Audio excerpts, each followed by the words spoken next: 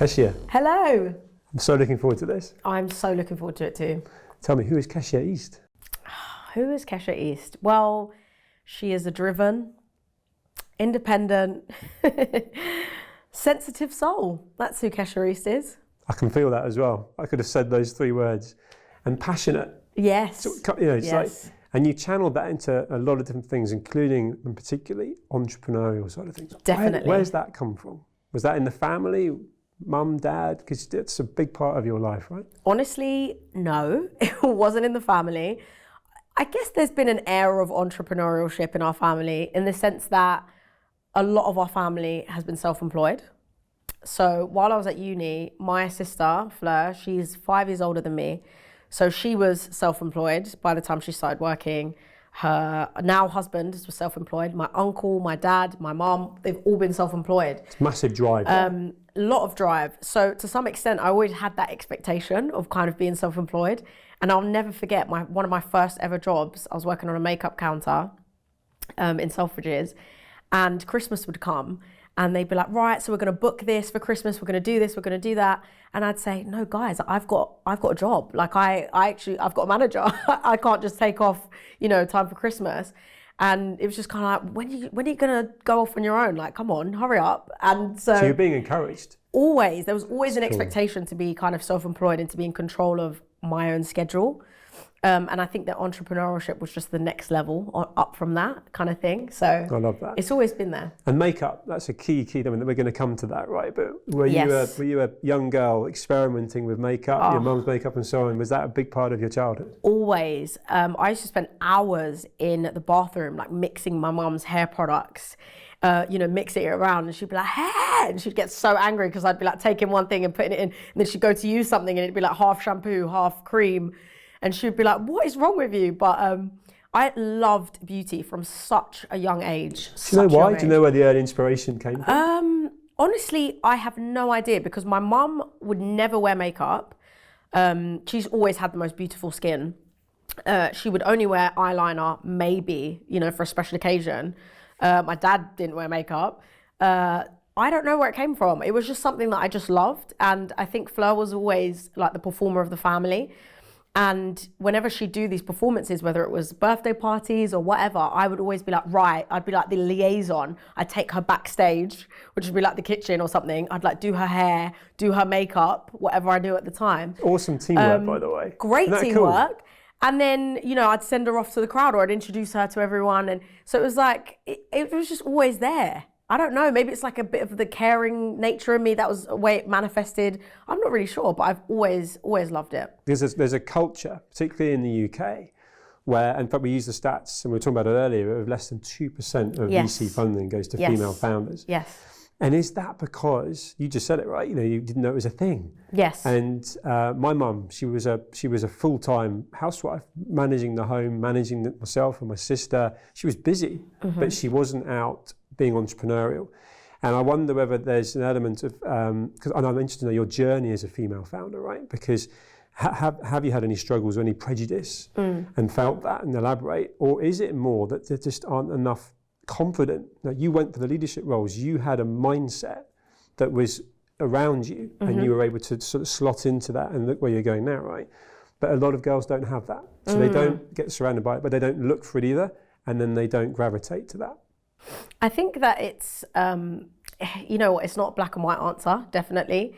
And I think that it's interesting you say that about women entrepreneurs having less funding, and it's even less funding when it comes to black female entrepreneurs as well. So female and the whole racist thing, right? So it's funny because it's like, actually, if you put it out on a piece of paper, I should not be the candidate starting a business, because statistically I would get less funding, less support. And I think it's down to a variety of things. I think culturally, just growing up in a working class family, for example, I didn't have any inspiration in terms of anyone to look up to who'd run their own business or started their own company or had parents that had started their own company. So my network was very working class.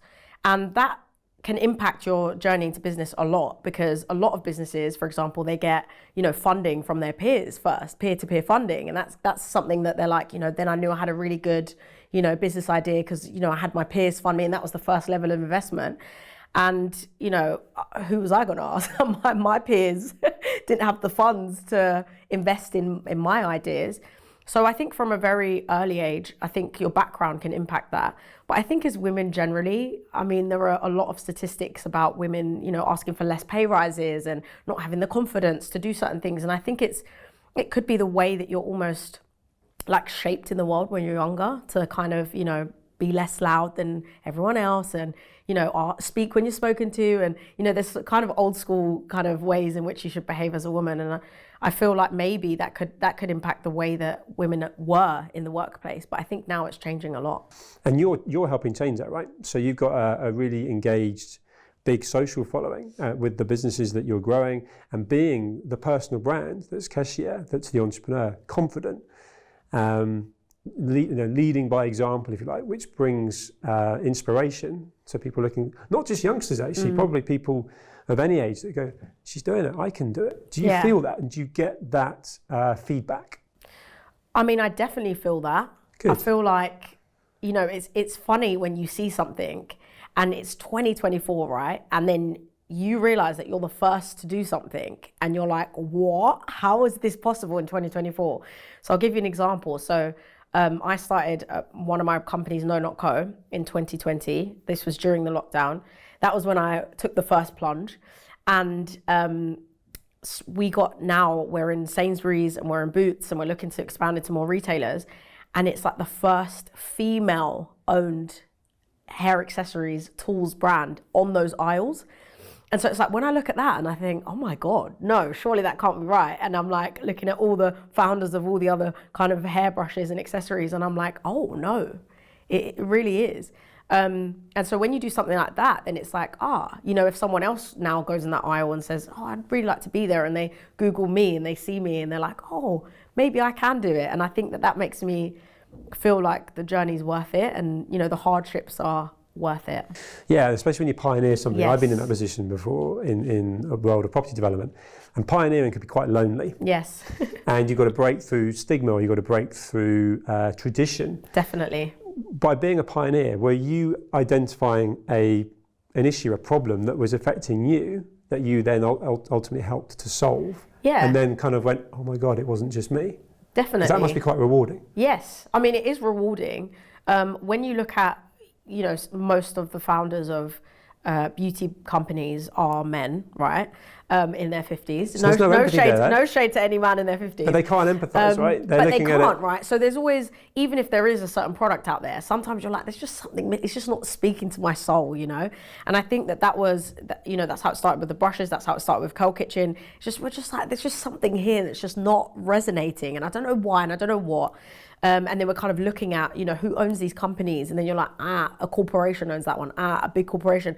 And it's just kind of like the passion, I guess, isn't there in the same way. It's like, yeah, this is a great business idea. This is viable. This is an under-researched market. We'll target it, but there's just not the passion. No. And that's kind of what we wanted to bring to it is, you know, this is something that we feel really passionate about. We have done since we were kids. You know, we've struggled with our hair for so long. And it's just really refreshing to kind of walk this journey now in so much authenticity as well, because it's not something that we're faking. It's not something that is, you know, not true to us. And I think I think it shows. I mean, I hope it shows. It does. I mean, when you introduced yourself right at the beginning of the program, I brought passion straight into it.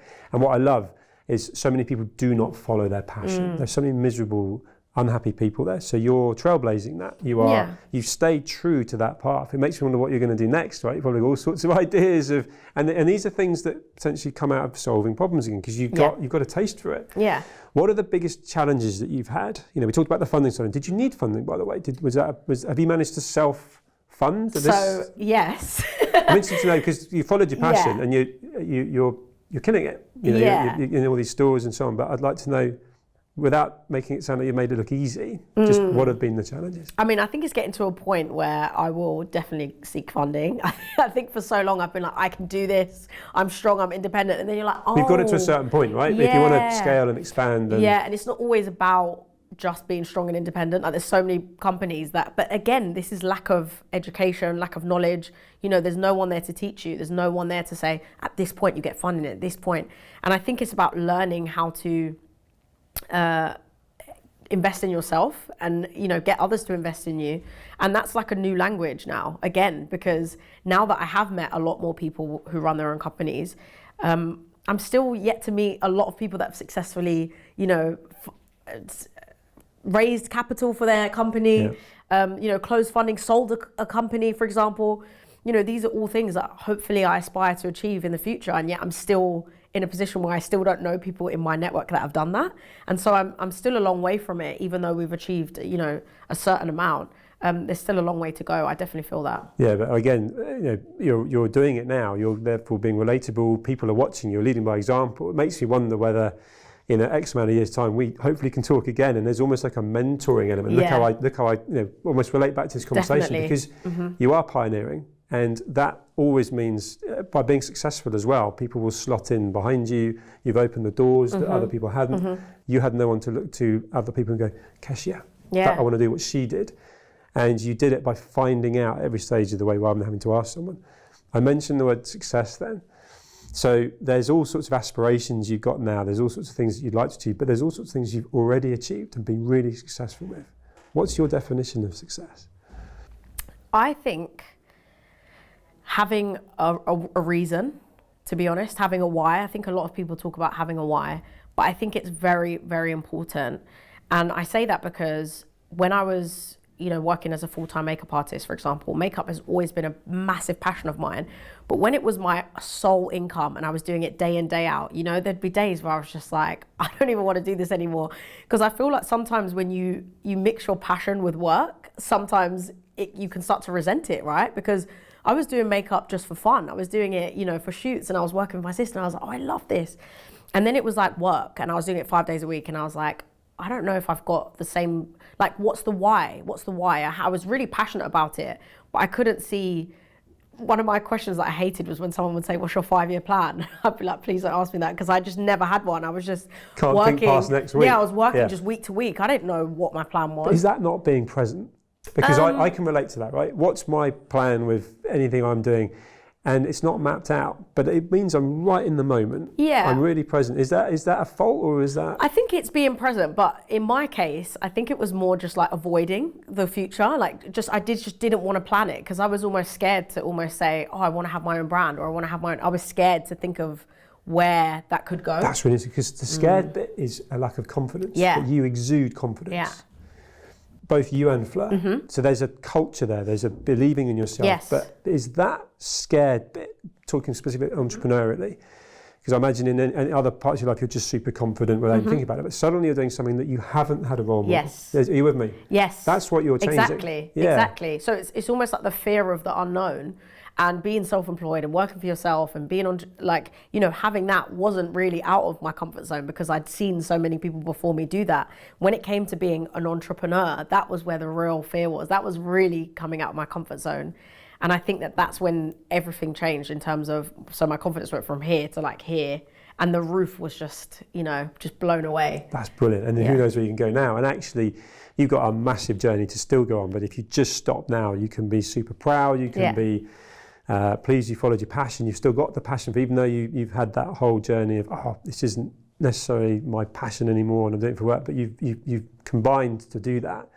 What advice would you give to someone that's looking at you? And I would often say a young version of yourself, but actually someone that's probably just disillusioned in their job as well. They're just fed up and they're looking at you going, she's full of positive energy, passion, and I'm not. I don't want to be like that. What advice would you give? One of the things I would say is read the book Atomic Habits, because it's a great shout.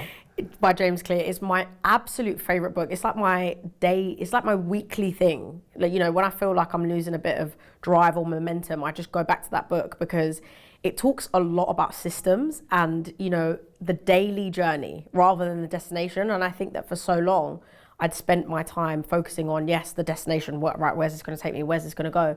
And I think that when you start to fall in love with like your daily routine, so I almost thought, what would I like my day to look like? So I'd like to wake up when I want. I'd like to be able to go to the gym. I'd like to be able to be financially free, to be able to go on X amount of holidays, or, what does that look like? And then what passions do I have, and how can I use that in my best way to make my daily systems work for me?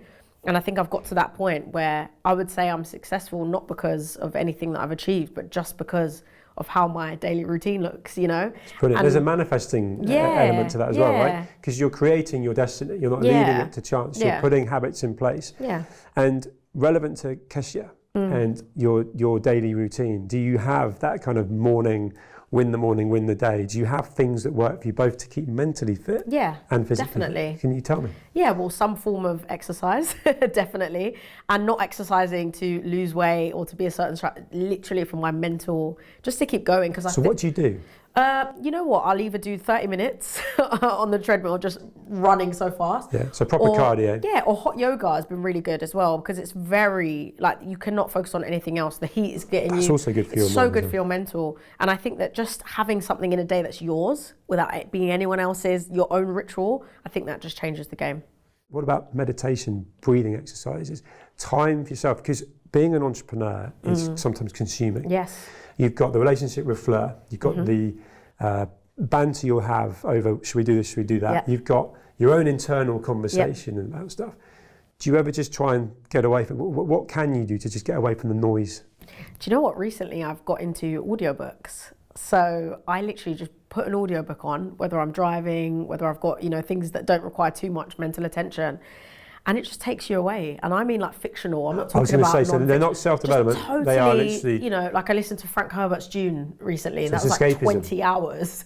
And I'm just like, in this world, I am on Arrakis, this planet, and I'm just gone. And there's no stress, there's nothing. And then I come back, and it's so funny because networking is such a huge part of, you know, success and being an entrepreneur. And it just opens up my world, because the other day I was having a conversation and we were talking about sci-fi novels, and I was like, yeah, I'm really into Frank Herbert. And this guy was like, huh? Like, you know, so unassuming. And I feel like it just broadens your world. And it's, I don't know where I'd be without my books. No. And I can tell that you've got a real lovely sort of mental feeling coming off you. You're content without being arrogant.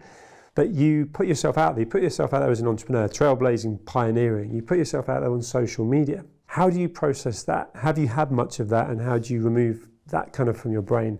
And I don't just mean social media. I mean anyone that might have said to you, your business isn't going to work. Because I feel like you just cut through that really well. But I wonder how you do that. You know what? I think it's all about your upbringing, to be honest. Our dad was just so militant. It was so funny. When we'd wake up in the morning, every day for school, he'd be like, right, 10 sit-ups, 15 push-ups. It was like a military camp. If we didn't get up at the time that our alarm went off, he'd throw cold water in our faces.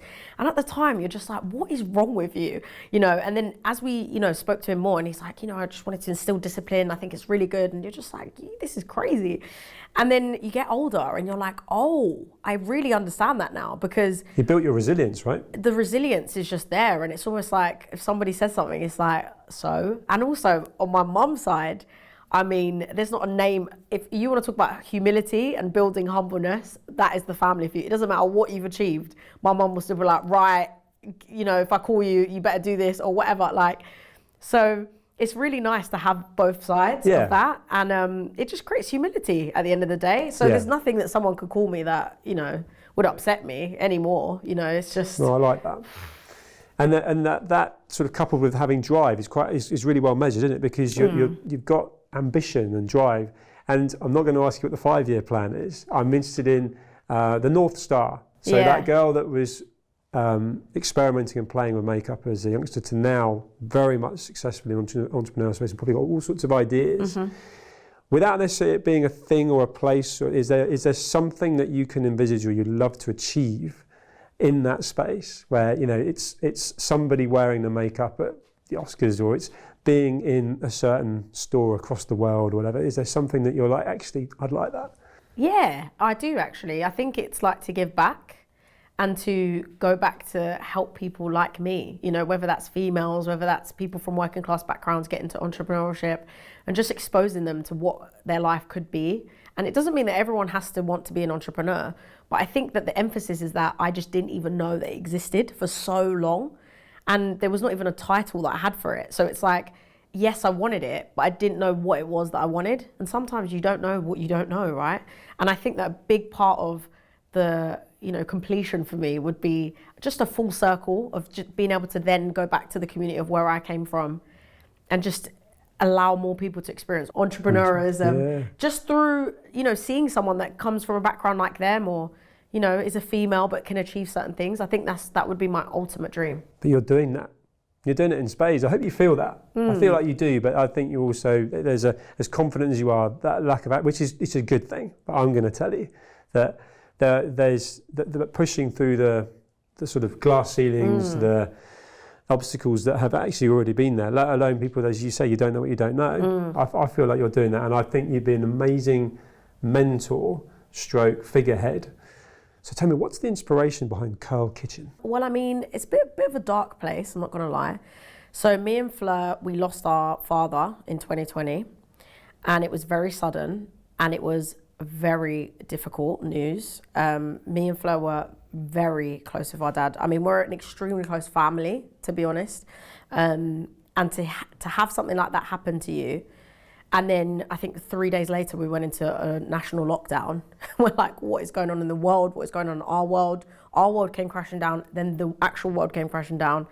And it was a lot. It was a lot. And I think that something that came out of that was just, again, this fear that was always there of, fearing to dream bigger, fearing to go more, do more in life, just totally was wiped away. I think once you've experienced the lowest thing that you feel like you will ever experience in your life, all of your inhibitions are just, there is no ceiling anymore. It's like, so what? So what if someone laughs at me? So what if I lose all my money in this venture? So what? Like it's just like a, so what?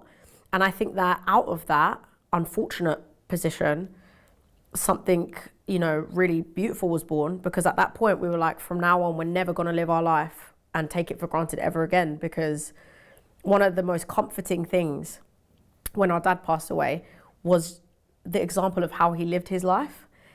He was a massive traveler. He's been on so many countries. There were so many like outrageous stories I couldn't even say. And that was like something that my uncle said at his funeral. He was like, Malcolm's lived a life bigger than all of us in this room. And just knowing that, and like how comforting that was, knowing that he lived his life to the fullest. And I thought, I never want to be in a position where I feel like I haven't lived my life to the fullest. No regrets. And after that, the gears just totally changed. And that must have started a conversation with you and Fleur about potentially doing something together, because you've been together, worked together, but you hadn't gone into business together. We hadn't, and that was something our dad was very passionate about. Not necessarily a business, but he was like, you guys need to work together. You need to do something together more than what you're doing. Like, you need to create a force that will like change your future families. And so you could argue Curl Kitchen is a proper destiny business. It is, and there's a big why behind it, and I think that goes more than passion. That like transcends. It's like a whole purpose of, fulfilling what we feel is our destiny, but also our father's legacy of what he would have wanted. And at any point, you always think when you lose someone that you love, what you would say if you met them, like today or 5 years or 10 years, and like. You're living with empathy as if he's watching you. Literally, right? that would be the thing. A little bit of you closes your eyes at night, both of you and Fleur, thinking, Dad'd be really happy. If someone said to me right now, right, you've got 5 seconds with your dad, whatever, what would you tell him? That would be just number one. I'd be like, me and Fleur, we started a business together, we've done it. And he would just, that would make him so proud. Proper why. Yeah. I love that. That is a really personal story. And it explains the why behind Curl Kitchen. If someone's watching you now, listening to you, and is an aspirational young girl that wants to start her own business, what advice would you give her? That's a different conversation than what we just had, because that is someone that's ambitious, wants to be in control of their own destiny, which is all the things you are, but doesn't quite know what to do. What can they draw as an inspiration from you as a female entrepreneur smashing it? Yeah, I mean, I think you already touched on the statistics. And so if you look at it from the outside, the statistics look a bit bleak, they're changing. But I think just knowing that you literally can achieve anything, and the tide is really changing. And there is so much out there. And yes, social media can be negative, but it can also be so inspiring, because you can Google female founder, female entrepreneur, or just entrepreneur, however you want to identify. And there's so much out there of people literally rags to riches, people that have, gone from this to X to, another place. And I think educating yourself, I think, is so important. And not like in school, because I know that not everyone gets on in school. Just learning, whether that's YouTube, audiobooks, actual books, going to talks, building your network. There is always more to learn. And I think that I could have never got from zero to here without just just the network that I've been able to build and just learning from others. Can't make it happen sitting at home on the sofa, right? You've got to put yourself out there. You've got to open mind. And you've just got to start. I was just going to say, and trust yourself, and probably a bit of winging it, right? But not being afraid to trust yourself. Yeah. 80% winging it, 20% know what you're doing. It's great advice from someone who's killing it, right? Brilliant. What's your reality as an entrepreneur? I mean, before I even joined the Entrepreneur Club, I would see so many people that looked like they just had it all together. And having since met those people, I've realized that, anyone can do it, really. All the people, sometimes you think someone's so well put together and everything's going well. And ultimately, we're all in the same boat. We're all humans living for the first time, right? And we're all learning constantly. And I remember I met this woman who was like my absolute idol, and she's killing it in her field. And I met her, and we followed each other on Instagram. And she started asking me questions, and she was like, so how do you, and I'm like, what? This woman's been running her business for like 10 years. She's got like 6 years on me. So she know everything, right? Right, and she's like a massive idol. I've been looking at her, from the sidelines for so long. For her to ask me advice, and I thought, what? Like, that's also inspiring, that's crazy. Right? You're like, oh, she doesn't know it all. Exactly, and I think it's more like, not like haha, you don't know it all, but it's more like, it's humbling, because it's like, we're all still learning, and every day is a school day, which is one of my favorite phrases. But the reality is that when things are going well, you want to share that with the world, because you're proud of yourself. You want to show people what they can achieve. And when things are bad, you're not thinking about sharing that with anyone. Some of those times are personal, and they're bleak and they're dark. And when I started No Not Co, I was heavily grieving, the loss of my father. And I would literally just sit there for hours on the laptop. And sometimes I'd be like crying my eyes out, like fulfilling orders, because I was just not okay. But I wasn't going to share any of that online. And that's not because I was trying to hide or, conceal the reality. It's just because, some things are super private and super personal, and some things you don't really feel comfortable sharing with the world. That's your own private time. And so I think it's important to realize that there is always another side. Nothing is perfect. And sometimes that's not even intentional. That's just the way it is. It's refreshing to hear, and it's the reality, right? I'm an entrepreneur. There are tough days, particularly loneliness. I wonder, because you've got flair in a lot of what you do, and you've been together as sisters, as friends, and now business partners. But you can feel alone as a pioneering entrepreneur. And do you think that's a big help for you, having flair? And do you still sometimes have that solidarity feeling of, oh, what do I do now? Because neither of you might know. You know what? I do think that it's such a blessing working with somebody else.